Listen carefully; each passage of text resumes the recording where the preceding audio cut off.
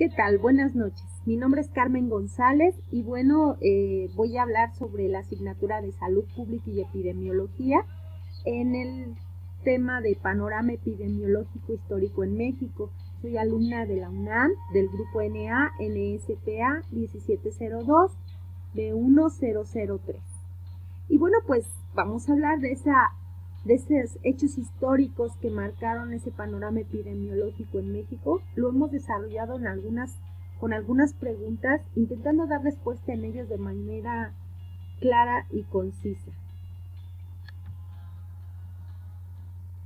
Pues bien, la primera es cuándo se creó la Facultad Médica del Distrito Federal y a qué institución sustituyó. Pues se creó en 1831, cuando estaba de presidente en la República Anastasio Bustamante. Y bueno, la Facultad de Medicina sustituye al Tribunal del Protomedicato. Este tribunal a lo que se encargaba era a valorar las virtudes o las facultades de los médicos para poderles asignar sus licencias y ellos pudieran ejercer sin problema.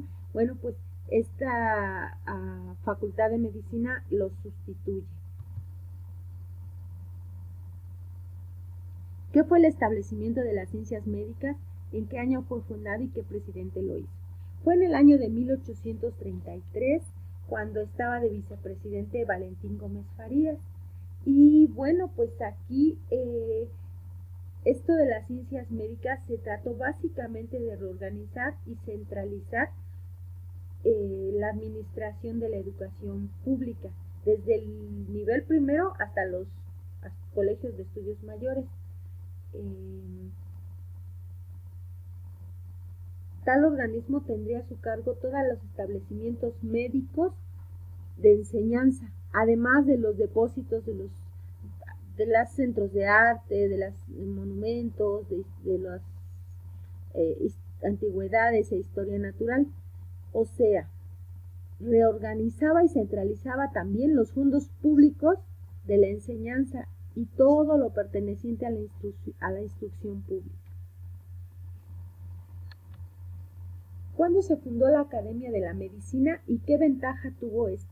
Fue en 1836 y la ventaja fue que se pudo consolidar la medicina como un gremio. Por primera vez tiene el renombre y sobresale el grupo de tal, ¿no? Como un grupo de relevancia. ¿Cuál fue el país que con su ciencia médica influyó la medicina mexicana naciente en esta época? Francia, definitivamente. En ese momento, si se quería tener prestigio como México, había una gran influencia en la medicina mexicana de Francia, pues los médicos debían hablar y leer francés, inclusive hacer una estancia en Francia. Todo esto por el prestigio en la medicina. ¿Cuál fue el papel del presidente Benito Juárez en la salud pública y en qué año hizo los cambios que a él respectan? Pues durante su gobierno en 1856, él inicia destacando su preocupación por llevar la salud a los lugares marginados, a los lugares sin recursos. Y pues en 1853 los hospitales y orfanatos quedaron bajo el control del gobierno. Hizo que durante toda la colonia la iglesia fundara y atendiera hospitales para que se atendieran precisamente esos lugares de pobreza donde había huérfanos, e incluso también regularon cementerios y otros asuntos que ahora dependen de la Secretaría de Salud. Crea el Consejo Nacional de Beneficencia, esto lo hace en 1861, y esta beneficencia era regulada por el gobierno, pero tenía una gran importancia, una importante participación de la sociedad civil, con la que desplazaba al poder de la iglesia. Este consejo regulaba beneficencias y hospitales para convertirlos en un servicio público dependiente del Estado. Si pudiéramos decir que tuvo un error durante su gestión Benito Juárez, pues fue precisamente la centralización de los servicios de salud, con los que los servicios de los lugares marginados o los lugares alejados fueron deficientes. ¿Cuándo se fundó el Consejo de Salubridad? qué fue su importancia, en qué año fue su transición a la autonomía y qué ventajas trajo.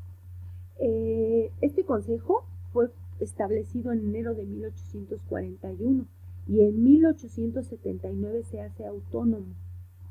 En este tiempo se realizaron las igualas médico-farmacéuticas nacionales con la finalidad de reunir la atención médica y la medicina preventiva.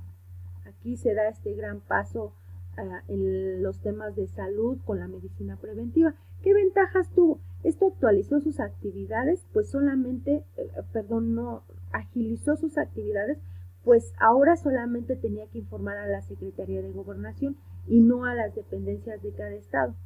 También hizo varios estudios, entre ellos el tifo, hizo una estadística de mortalidad e inició un mejor control de hospitales, hospicios, alimentos, agua potable, bebidas en general y desechos humanos.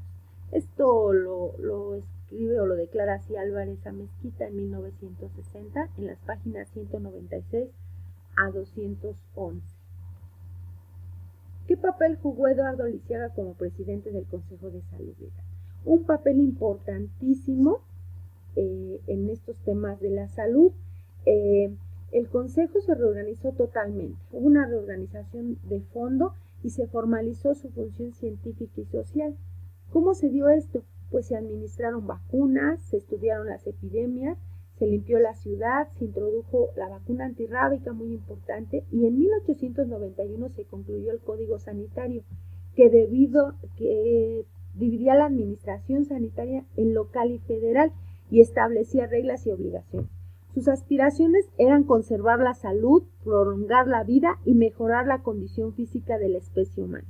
He aquí los objetos que debe tener por mira la higiene. Ese era su eslogan que él utilizaba, ¿no? Su aspiración.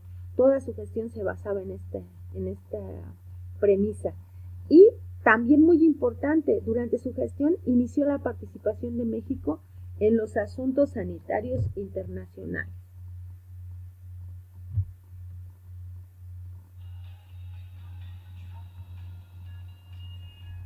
¿Y cuándo nace la medicina preventiva y la sociología médica? ¿Y quiénes fueron sus representantes originales? Esto se da en el año de 1880. Tanto la medicina preventiva y la sociología aparecen por primera vez. En este caso, en la Gaceta Médica de México se relaciona por primera vez la sociología y la salud pública. Lo hace el médico José Lobato. Y en el mismo año, en 1880, precursor de la medicina preventiva, Septim Yatra. Él hace mención por primera vez, igual en 1880. ¿Qué papel jugó el concepto de higiene en la salud pública mexicana naciente? Pues en la primera mitad del siglo la higiene en México se le asoció con la fisiología. Y en la segunda mitad la higiene adquirió un carácter social de tipo moralizador. ¿Qué quiere decir social de tipo moralizador? Bueno, la higiene se refiere a la regeneración moral íntima, relación entre el cuerpo, el individuo y su forma de ser moral. Aquí se enfatiza mucho esa relación. ¿Y cuándo se fundó el Departamento de Salud o Salubridad Pública y qué importancia tuvo? Esto se realizó en el 17, muy importante cuando es nuestra Constitución. De hecho, se crea el Departamento de Salubridad Pública y esto hace que sea un organismo autónomo en donde se establece la salubridad y la asistencia en México, que éstas puedan ser federales, estatales, hace esa gran separación. Y esto queda asentado en nuestro artículo 123 de la Constitución, hacía yo énfasis en el año 1917 al principio, y posteriormente fue la base para crear la Ley Federal del Trabajo y el Reglamento de Higiene del Trabajo. Cambios en la salud publicados en la década. Esta década es muy importante, 1930 y 1940. Aquí en la imagen podemos ver 11 momentos específicos que los voy a mencionar de manera general. El 18 de agosto de 1931 se promulga la Ley Federal del Trabajo. En 1931 se crean los servicios de sanidad en los estados, pues los servicios de salud estaban siendo deficientes. En 1932 comenzó a trabajar la coordinación de servicios sanitarios. En 1933 se contaba con una organización administrativa para ejecutar las obras de agua potable, alcantarillado y saneamiento del medio. En 1934 se realiza el Reglamento de Higiene de Trabajo. En 1935 se promulgó un nuevo Código Sanitario y surge la campaña permanente contra la tuberculosis.